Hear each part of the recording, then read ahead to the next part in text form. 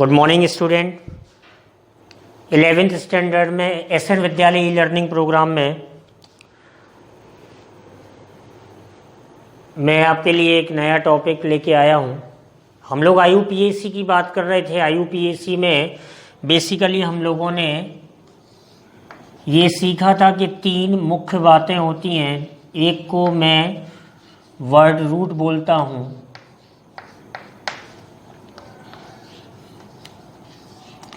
एक प्रीफिक्स होता है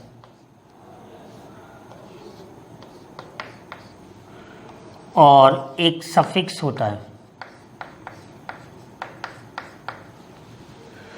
मैंने आपको बताया था कि जो वर्ड रूट होता है वो लेंथ ऑफ कार्बन चेन को रिप्रेजेंट करता है। लेंथ ऑफ कार्बन चेन,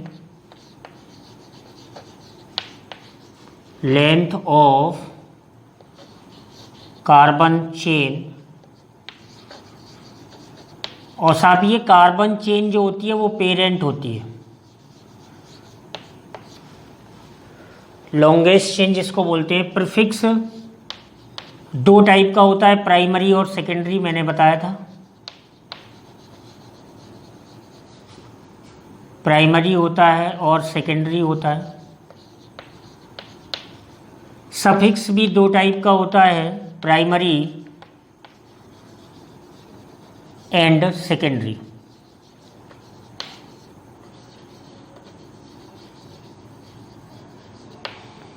जो प्राइमरी प्रीफिक्स होता है मैंने बताया था साइक्लिक कंपाउंड में यूज करते हैं। जो सफिक्स होता है वो वर्ड रूट के बाद यूज किया जाता है। प्राइमरी सफिक्स 3 ही टाइप के होते हैं, मैंने आपको बताया था। प्राइमरी सफिक्स एन, इन और आइन। एन रिप्रेजेंट करता है सी सिंगल बॉन्ड सी को, और इन रिप्रेजेंट करता है सी डबल बॉन्ड सी को, और आइन साहब रिप्रेजेंट करता है सी ट्रिपल बॉन्ड सी को। जो सेकेंडरी सफिक्स है उसका यूज आपको तब करना है when functional group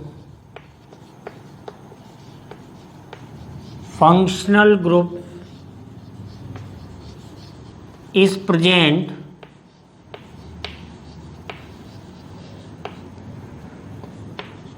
in a compound।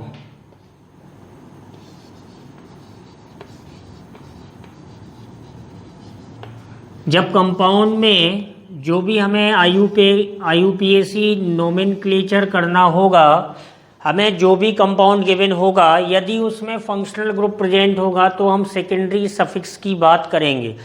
कहने का मतलब ये है कि ये सब बेसिक बातें हम लोगों ने कर ली थी, और मैंने आपको बताया था कि कोई भी ऑर्गेनिक कंपाउंड बेसिकली 2 फ्रेगमेंट से मिलके बनता है साहब, जिसमें एक फ्रेगमेंट जिसको हम लोग एल्किल ग्रुप बोलते हैं, मैंने आपको बताया था।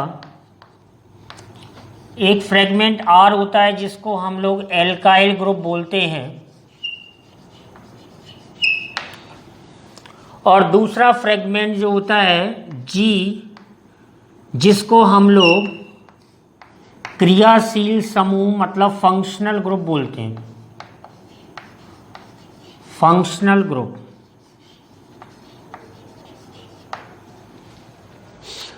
क्रियाशील समूह के लिए ही हम लोग सेकेंडरी सफिक्स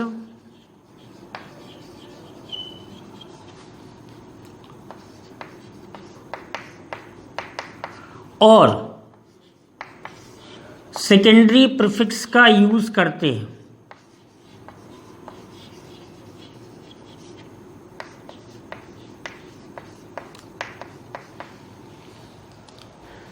फंक्शनल ग्रुप के लिए ही हम लोग सेकेंडरी प्रीफिक्स और सेकेंडरी सफिक्स का यूज करते हैं। सेकेंडरी जो प्रीफिक्स है उसका हल्का सा टच आपको मिलेगा नेक्स्ट लेक्चर में, लेकिन उसका डिटेल एक्चुअली में अभी फाउंडेशन में नहीं पढ़ेंगे। उसका डिटेल जो होगा वो हम लोग 11th के स्टैंडर्ड में सीखेंगे। ऑर्गेनिक केमिस्ट्री में सेकेंडरी प्रीफिक्स का यूज स्पेशली तब करते हैं जब when parent chain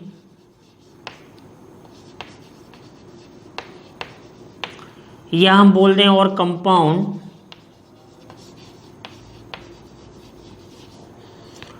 will contain at least two functional group.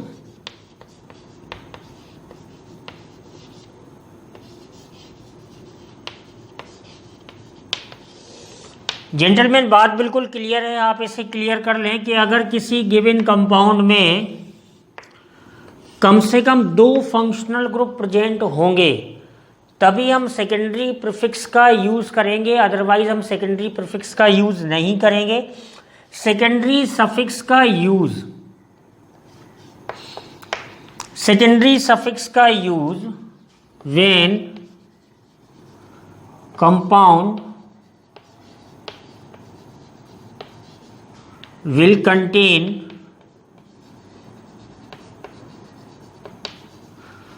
one or more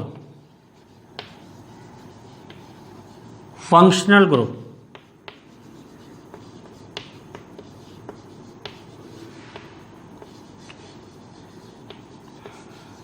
जब किसी कंपाउंड में जो भी ऑर्गेनिक कंपाउंड हमें गिवन होगा और उसका हम IUPAC कर रहे हैं रूल के अकॉर्डिंग, और अगर उसमें एक या एक से ज़्यादा फंक्शनल ग्रुप हैं, मतलब सेकेंडरी सफिक्स का जो यूज़ है वो कंपलसरी है।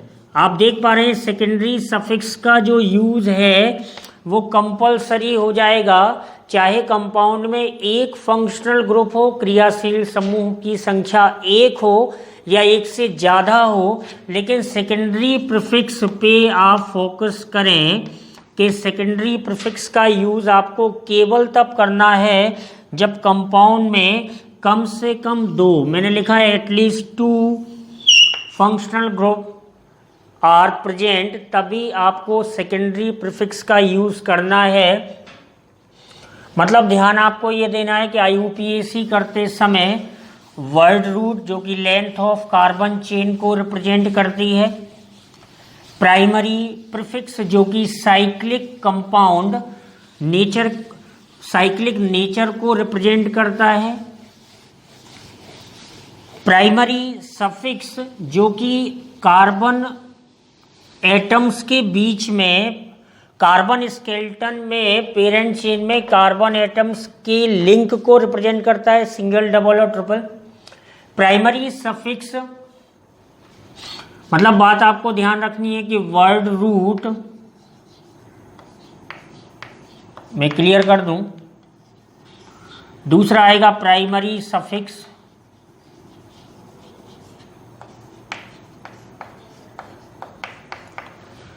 इनका यूज हमेशा होना है। IUPAC करते समय इन दोनों का यूज कंपलसरी है, must be used in each condition. कोई भी IUPAC, हम सिंपल से सिंपल भी IUPAC करेंगे, इन दोनों का यूज किए बिना हम IUPAC नहीं लिख पाएंगे। बाकी जो भी बची हुई चीजें हैं साहब, प्राइमरी प्रीफिक्स,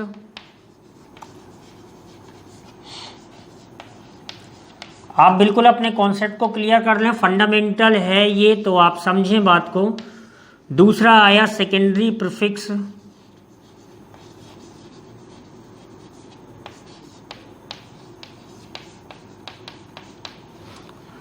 और secondary suffix.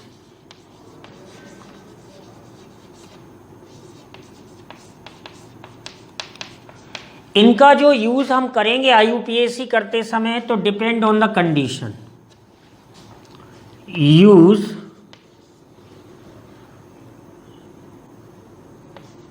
will depend upon the situation।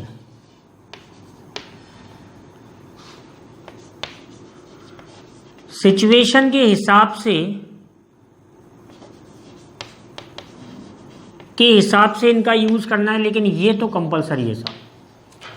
तो जब हम क्रियाशील समूह की चर्चा करते हैं तो कंपाउंड्स, मैंने आपको बताया था कि R में हाइड्रोकार्बन में H को जब हम डिफरेंट एटम या ग्रुप ऑफ एटम से रिप्लेस करते चले जाते हैं तो हमें डिफरेंट क्लास ऑफ कंपाउंड्स मिलता है, और प्रत्येक क्लास ऑफ कंपाउंड का एक डेफिनेट फंक्शनल ग्रुप होता है, क्रियाशील समूह होता है, functional group.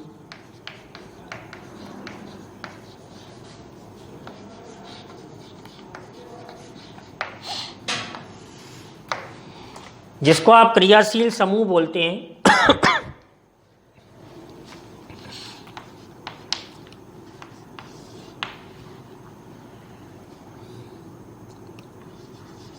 Alkane, alkyne, alkyne, alkyl halide,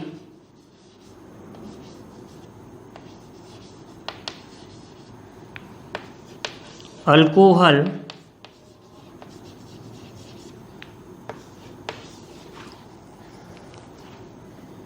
ether,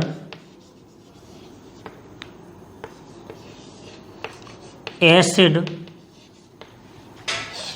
तो अल्केन के फंक्शनल ग्रुप को मैं शॉर्ट में लिख रहा हूं, फंक्शनल ग्रुप, क्रियाशील समूह। अल्केन के फंक्शनल ग्रुप को C single bond C represent करता है, इसके फंक्शनल ग्रुप को C double bond C represent करता है। अल्काइन में C ट्रिपल बॉन्ड C, अगर ट्रिपल बॉन्ड होगा तो हम उसे अल्काइन बोल सकते हैं। अल्किल हैलाइड में X आ जाता है, हेलोजन एटम, हेलोजन एटम। तो X साहब क्या हो सकता है, फ्लोरीन हो सकता है, Cl हो सकता है, Br हो सकता है, और आयोडीन हो सकता है। एल्कोहल की बात करेंगे तो OH आ जाएगा। जो भी ये डैश लगा हुआ है ना, इसकी वैलेंसी को रिप्रेजेंट करता है। ईथर की बात करेंगे तो OR आ जाएगा। एसिड की बात करेंगे तो COOH आ जाएगा। ये एल्कोहल हो गया, ये ईथर हो गया। और यहाँ पे ये जो डैश है, मैं इस डैश की क्लियरिफिकेशन कर दूं। ये जो डैश है साहब, तो ये इस डैश का मीनिंग ये है कि ये मोनोवैलेंट है साहब।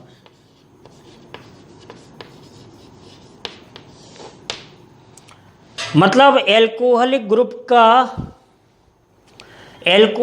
मतलब OH, ये हेलोजन, कार्बोक्सिलिक एसिड।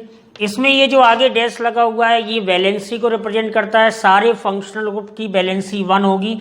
मतलब हम इसमें R को जोड़ करके कंपाउंड बना सकते हैं। जैसे मान चलो कि आपने RS लिख दिया तो ये अल्किल हैलाइड हो गया। आपने ROH लिख दिया तो ये अल्कोहल हो गया। आपने R के साथ OR जोड़ दिया तो ये ईथर हो गया साहब। आपने R के साथ COH जोड़ दिया तो ये कार्बोक्सिलिक एसिड हो गया। तो ये ऑर्गेनिक केमिस्ट्री में ऑर्गेनिक कंपाउंड की 4 क्लास रेडी हो गई साहब। तो इस तरह से आप और भी डिफरेंट टाइप के फंक्शनल ग्रुप आप देखेंगे कि आप उनको पढ़ सकते हैं, सीख सकते हैं। एसिड हो गया, ईथर हो गया, एल्डिहाइड हो गया, कीटोन हो गया। मैं बात करूं तो एल्डिहाइड का फंक्शनल ग्रुप देखो कैसे लिखते हैं, CHO, या ये कई बार ऐसे लिख के आ जाता है COH। तो परेशान होने की आवश्यकता नहीं है। कीटोन की अगर साफ बात करेंगे तो कीटोन का फंक्शनल ग्रुप इस तरह से लिखना होता है, याद करना पड़ेगा ये सब आपको। एसिड एमाइड, इनका कोई ये प्राथमिकता प्रायोरिटी ऑर्डर में मैं नहीं लिख रहा हूं, ये रैंडम ऑर्डर है, ऐसे ही आपको याद करना है। एसिड एमाइड को साफ CONH2 लिख सकते हैं, ये इसका क्रियाशील समूह होगा पूरा। एसिड हैलाइड को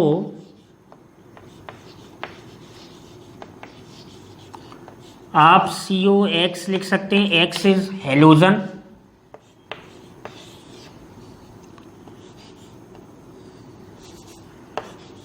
एमाइन आ जाएगा।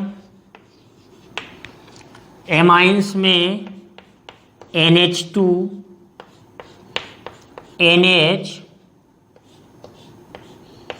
और N, ये 3 कैटेगरी होंगी फंक्शनल ग्रुप की। मैं आपको बता दूं, NH2 में NH2 को 1 डिग्री एमाइन बोलेंगे, ये पढ़ेंगे आगे जब प्रॉपर सिलेबस में एंटर करेंगे। इसको 2 डिग्री एमाइन बोलेंगे, तो ध्यान रखना एमाइन में 3 डिग्री हो सकती है। 3 डिग्री एमाइन बोलेंगे। तीनों बता इसलिए रहा हूँ क्योंकि तीनों फंक्शनल ग्रुप डिफरेंट है। ये तीनों फंक्शनल ग्रुप हैं। ऐसी मैं एस्टर बोल सकता हूँ, तो C double bond OR dash, ये एस्टर हो गया। इसी तरीके से एसिड एनहाइड्राइड होता है, एसिड एनहाइड्राइड। तो एसिड एनहाइड्राइड को किस तरह से रिप्रेजेंट कर सकते हैं? C double bond O, C double bond O,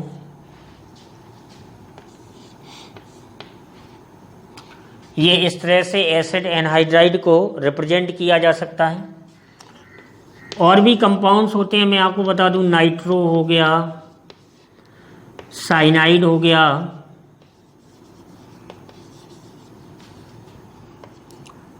थायो एल्कोहल हो गया।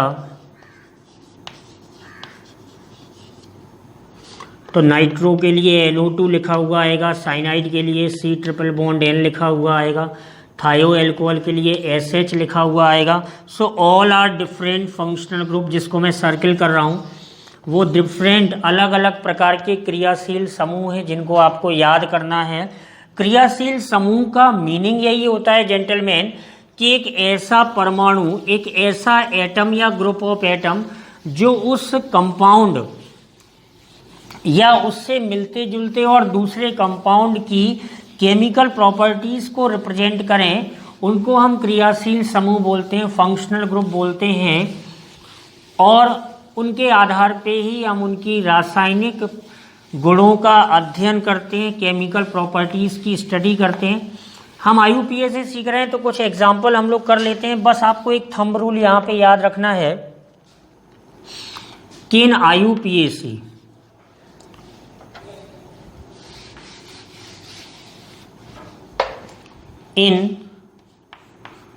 IUPAC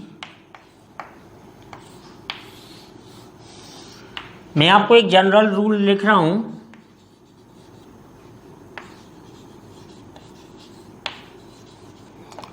और ये जनरल रूल हमेशा आपको ध्यान रखना है कि नंबरिंग करते समय, क्योंकि मैंने आपको नंबरिंग बताया था, लॉन्गेस्ट चेन का सिलेक्शन करना है। सबसे पहले फंक्शनल ग्रुप को महत्व देना है साहब।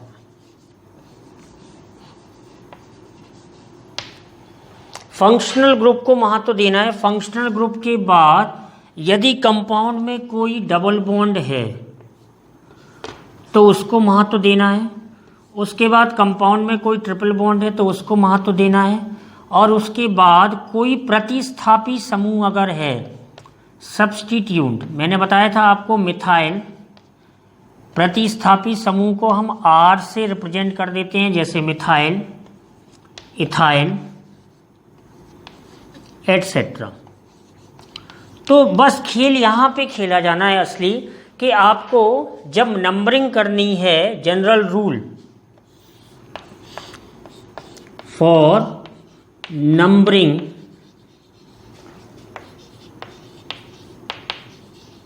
ऑफ पेरेंट कार्बन चेन, जब पेरेंट कार्बन चेन की आपको नंबरिंग करनी है तो बस इस रूल का ध्यान देना है। बाकी छोटी छोटी बातें मैं बता चुका हूँ कि वर्ड रूट, एक कार्बन होगा तो मैथ लग जाएगा, 2 कार्बन होगा तो एथ लग जाएगा, 3 के लिए प्रॉप, 4 के लिए but, pent, hex, hept, oct, non, dec, undec, 11 carbon तक। आपको यदि साइक्लिक दिया गया है तो आपको प्राइमरी प्रीफिक्स यूज़ करना है, नहीं दिया गया है तो नो टेंशन, आपको प्राइमरी सफिक्स हमेशा यूज़ करना है।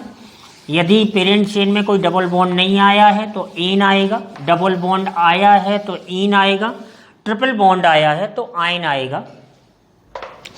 और सेकेंडरी सफिक्स जो भी आपने लिखे हैं उसको आपको यूज़ करना है। उसके लिए पीडीएफ में टेबल दी गई है, जैसे मैं कुछ एग्जाम्पल करके बताता हूँ। आप सेकेंडरी सफिक्स को पीडीएफ से ही याद करें, उसमें टेबल दी गई है। जैसे अभी मैंने बताया ना, OH के लिए ऑल लिखते हैं, एल्डिहाइड के लिए अल लिखना है, कीटोन के लिए ओन लिखना है। These are the secondary suffix. मैं शॉर्ट में लिख रहा हूं SS, सेकेंडरी सफिक्स। COH के लिए ओइक एसिड लिखना है,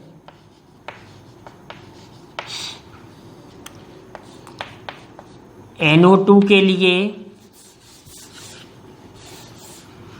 COH के लिए ओइक एसिड लिखना है। तो ये आपको ध्यान रखना है, ठीक है ना, कि आप उसका IUPAC कैसे कर रहे हैं। तो टेबल आपको दी गई है क्लियरली, तो इसका IUPAC क्या हो जाएगा, LK नॉल, ये हो जाएगा LK नल, ये हो जाएगा LK नोन, सबको जोड़ दिया ना, ये हो जाएगा LK नोइक एसिड, LK नोइक एसिड। ध्यान आपको क्या रखना है, वही पेरेंट चेन का selection, numbering from the functional group, then double bond, triple bond, lowest locant rule, कि if secondary suffix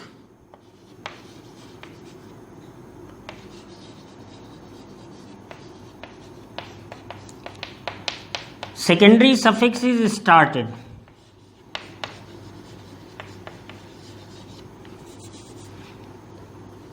has been started from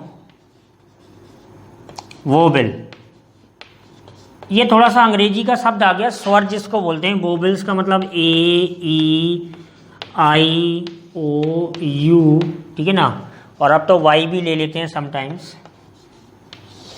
तो अगर यहाँ से स्टार्ट होता है, ठीक है ना, अगर यहाँ से स्टार्ट होता है तो आपको ये ध्यान रखना है कि जो प्राइमरी सफिक्स है, then remove E from primary suffix. Primary suffix में से जो टर्मिनल का E है वो हमें हटा देना है। देखो आप समझ पा रहे होंगे, OH कहाँ से स्टार्टिंग हुई, O से, यहाँ A से, O से, यहाँ O से। तो देख रहे हैं कि एन, ये E हट गया साहब, यहाँ पे भी E हट गया, तभी तो इसको मैंने सफिक्स करके लिखा है। तो बिल्कुल क्लियरली आपको दिख रहा होगा। तो बस ये छोटी सी बात आपको ध्यान रखनी है कि OH होगा, CHO होगा, CO होगा, और डिटेल में जाएंगे, चर्चा करेंगे। तो यहाँ पर आप छोटे छोटे एग्जाम्पल कर सकते हैं, जैसे CH2 डबल बॉन्ड CH2, इसका नाम क्या हो जाएगा, इथीन हो जाएगा। HC ट्रिपल बॉन्ड CH का नाम क्या हो जाएगा, इथाइन हो जाएगा। मैंने बताया था CH3 CH double bond CH2 का नाम क्या हो जाएगा, प्रोपीन हो जाएगा। तो इस तरह से आप प्रैक्टिस कर सकते हैं।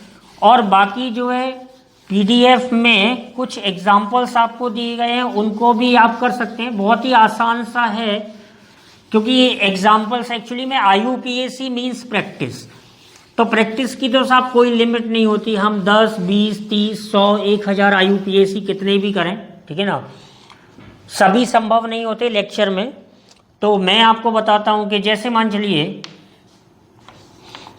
CH3OH है, अब एक कार्बन है, सिंगल बॉन्ड है, तो इसमें क्या करेंगे, देखो मैथ में एक बताता हूं। फिर प्राइमरी सफिक्स आना है एन और सेकेंडरी सफिक्स आना है ऑल। तो अब इसका E हट जाएगा, तो ये क्या लिखेंगे, मिथेनॉल। एक मैं एल्डिहाइड बताता हूं, CH3CHO, तो कितने कार्बन है, 2, तो एथ प्लस एन, क्योंकि कार्बन कार्बन के बीच में सिंगल बॉन्ड है। ध्यान रखना है, कार्बन कार्बन के बीच में सिंगल बॉन्ड। ऐसा मत सोचना कि साहब इसमें डबल बॉन्ड आएगा, क्योंकि ये कुछ ऐसे लिखा जाएगा, तो we have to check carbon carbon bond, ये तो सिंगल ही है ना, इसको नहीं लेना। तो H प्लस एन प्लस अल मैंने लिखवाया था, तो ये ई ओमिट हो जाएगा, हट जाएगा। तो इसका IUPAC कैसे लिखेंगे? इथेनल, इथेनल, ये एल्डिहाइड हो गया। आप एक कार्बोक्सिलिक एसिड कर सकते हैं। कितने कार्बन है? 2। तो 2 कार्बन के लिए वर्ड रूट क्या आएगा? H प्लस एन, एन ही आना है मोस्टली, और साथ में ये सेकेंडरी सफिक्स ओइक एसिड। मैं क्लियर कर दूं कि ये जो है वो वर्ड रूट है, जो पहले मैं लिख रहा हूं, जो बाद में लिख रहा हूं वो प्राइमरी सफिक्स है, और जो सबसे बाद में लिख रहा हूं वो SS है, सेकेंडरी सफिक्स। क्योंकि मैंने आपको बोला था कि सेकेंडरी सफिक्स का यूज तब करना है जब कम से कम कंपाउंड में एक फंक्शनल ग्रुप प्रेजेंट हो। तो ये सीक्वेंस है, ये वर्ड रूट है, ये प्राइमरी सफिक्स है और ये सेकेंडरी सफिक्स है। तो जब इसको मैं ज्वाइंट करके लिखूंगा तो ये ई हट जाएगा साहब, तो क्या हो जाएगा? Ethanoic acid. एक कार्बन होगा तो मीथेनोइक एसिड हो जाएगा, बड़ा सिंपल है। 3 कार्बन होंगे तो प्रोपेनोइक एसिड हो जाएगा। इसका मैं IUPAC बता दूं, ये बड़ा सिंपल है, इथीन। अच्छा, इसमें SS नहीं आया साहब, इसमें वर्ड रूट और प्राइमरी सफिक्स यूज हुआ। ये क्या हो जाएगा? इथाइन हो जाएगा। ये क्या हो जाएगा? प्रोपीन हो जाएगा, क्योंकि 3 कार्बन हो गए ना साहब। थोड़ा सा और वेरिएशन कर लें इसमें, तो CH2 double bond CH2 CH3, तो इसमें नंबरिंग कर लेंगे तो 1 2 3 4, तो ये कुछ नहीं, ब्यूट वनीन हो जाएगा,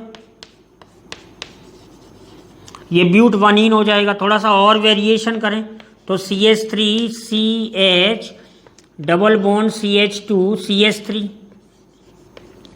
तो ये 1 2 3, ये सब ब्रांच आ गई इसमें।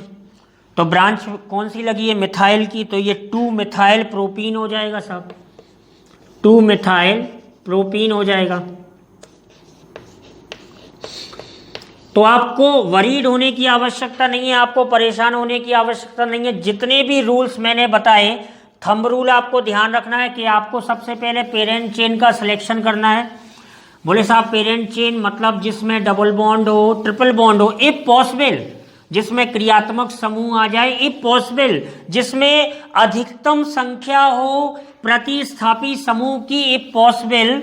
और फिर हमें नंबरिंग करनी है, नंबरिंग हमें उस एंड से करनी है जहां से कोई मल्टीपल बॉन्ड मतलब डबल बॉन्ड, ट्रिपल बॉन्ड, क्रियाशील समूह प्रतिस्थापी पास में पड़े। और उसके बाद हमें लोएस्ट लोकेंट रूल फॉलो करना है। साइक्लिक कंपाउंड हो तो प्राइमरी प्रीफिक्स लगाना है साइक्लो।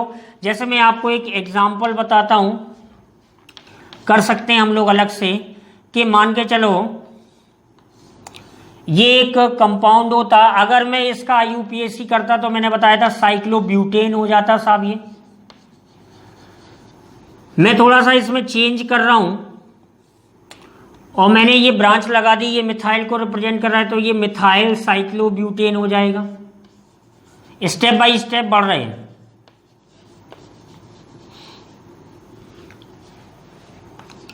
अगर मैं इसमें क्रियाशील समूह को एंटर कर दूं और यहां पे OH लगा दूं, अब ये OH सीधा रिंग से कनेक्ट हो गया, तो देखो कैसे लिखेंगे, साइक्लो, मैं थोड़ा सा क्लियर कर दूं, ब्यूट, क्योंकि 4 कार्बन की रिंग है, प्लस एन और प्लस ऑल। अब देखो यहां पे मैं वेरीफाई कर दूं सारी चीजें कि ये सब वर्ड रूट है, सॉरी ये प्राइमरी प्रीफिक्स है, ये वर्ड रूट है, ये प्राइमरी सफिक्स है, शॉर्ट में लिख रहा हूं, और ये सेकेंडरी सफिक्स है। अब मैंने आपको क्या बताया कि वोवेल से स्टार्टिंग हो रही है, तो ये ई ओमिटेड हो जाएगा, हट जाएगा। तो मैं कैसे इसको ज्वाइन करके लिखूंगा, cyclo, gap should not be allowed gentleman. जो IUPAC लिखेंगे तो गैप आपको नहीं करना है।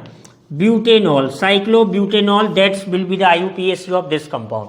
आप बड़ी आसानी से कर सकते हैं, कहीं कोई दिक्कत वाली बात नहीं है। अगर मैं इस तरह का एक कंपाउंड लिखूं CH3 CH2 NH2, तो आप देख रहे हैं कि ये एमाइन हो गया। तो कितने कार्बन है साहब? 2 कार्बन है, तो 2 कार्बन के लिए एथ प्लस एन और प्लस एमाइन आएगा। फिर से ए से स्टार्टिंग है तो ई हट जाएगा और नाम इसका हो जाएगा इथेनामाइन। क्या हो जाएगा साहब? इथेनामाइन। 3 कार्बन होंगे तो प्रोपेनामाइन, 1 कार्बन होगा तो मीथेनामाइन, 4 होंगे तो butanamine. So you can do it easily, बड़ी आसानी से कर सकते हैं। एक हम कीटोन का एग्जाम्पल लें। पीडीएफ में सारे सफिक्स लिखे हुए हैं, तो आप पीडीएफ लेक्चर नंबर 13 और 14 को पैरेलल लेके चलेंगे। 14 की चर्चा करेंगे बाद में। 3 कार्बन है तो प्रो प्लस कार्बन कार्बन के बीच में bond single n plus one, तो ये हो जाएगा प्रोपेनोन। तो यदि वोबल की स्टार्टिंग सेकेंडरी सफिक्स की स्टार्टिंग किसी वोबल से a E I O you से होती है, तो हम प्राइमरी सफिक्स का जो टर्मिनल ई होता है उसको साफ ओमिटेड कर देते हैं, हटा देते हैं और ज्वाइंट करके ऐसे हम नाम लिखते हैं। बड़ी आसानी से आप ये काम कर सकते हैं। मान चलो कि इस तरह से CH2 डबल बॉन्ड CH2OH आता। अब ये साहब हमारा जनरल रूल इसमें यूज हो जाएगा कि नंबरिंग साहब कहाँ से करें। तो ये क्रियाशील समूह है, और जब ये क्रियाशील समूह है तो हमें इसको प्रेफरेंस देना पड़ेगा। मैंने रूल लिखा था, तो यहाँ पर ये क्रियाशील समूह लिखा है तो हम यहीं से नंबरिंग स्टार्ट करेंगे। और नाउ डबल बॉन्ड किसको गेट कर रहा? सेकेंड पोजीशन को। तो आपके पास वर्ड रूट क्या है? आप एक एक चीज को लिख लें। वर्ड रूट क्या है? प्रोप। प्राइमरी सफिक्स क्या है? इन है, क्योंकि डबल बॉन्ड आ गया। सेकेंडरी सफिक्स क्या है? ऑल है। पोजीशन ऑफ डबल बॉन्ड देखिए साहब, position of double bond, listen carefully. Double bond का स्थान देखिए कि क्या है, तो आप देखेंगे कि डबल बॉन्ड की पोजीशन क्या है? 2 है। देखो ना, सेकेंड कार्बन पे डबल बॉन्ड आया है। तो बस अब इन सारी चीजों को ज्वाइंट करके हमें फाइनली इसका यूपीएसी लिखना है। तो देखो क्या लिख रहे हैं, प्रोप 2 इन, क्योंकि डबल बॉन्ड 2 पे आया, दोनों तरफ मैंने बोला था हाइपन लगाएंगे, प्रोप 2 इन 1 ऑल। ये इसका यूपीएसी हो जाएगा, प्रोप 2 इन 1 ऑल, या इसको शॉर्ट में प्रोपिनॉल भी बोल देते हैं, कोई दिक्कत नहीं है। तो आप इस तरह से ढेर सारी प्रैक्टिस कर सकते हैं। डबल बॉन्ड और ट्रिपल बॉन्ड आ सकता है, कहीं कोई प्रॉब्लम वाली बात नहीं है। लोएस्ट लोकेंट को ही फॉलो करना है, कहीं कोई दिक्कत वाली बात नहीं है। अगर मान चलिए कि मैं इस तरह का यूपीएसी करूं कि CH3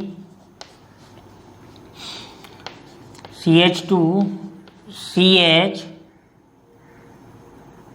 2C double bond OH, और यहां पर मैं डबल बॉन्ड डाल दूं, ये इस तरह से समझो आप। तो यहां पर ये 1 हुआ, 2 हुआ, 3 हुआ, 4 हुआ। फिर से वही बात आ गई, डबल बॉन्ड किस कार्बन पे आया? 2 पे, और ये 1 पे। तो ब्यूट 2 इन 1 OH एसिड ऐसे लिख सकते हैं, या ब्यूट 2 इन OH एसिड लिख सकते हैं। ब्यूट 2 इन OH एसिड, समझ रहे ना बात को? ब्यूट 2 इन OH एसिड, इसको ऐसे भी लिख सकते हैं, ब्यूट 2 इन ई हट जाएगा तो इन OH एसिड, इस तरह से भी लिख सकते हैं।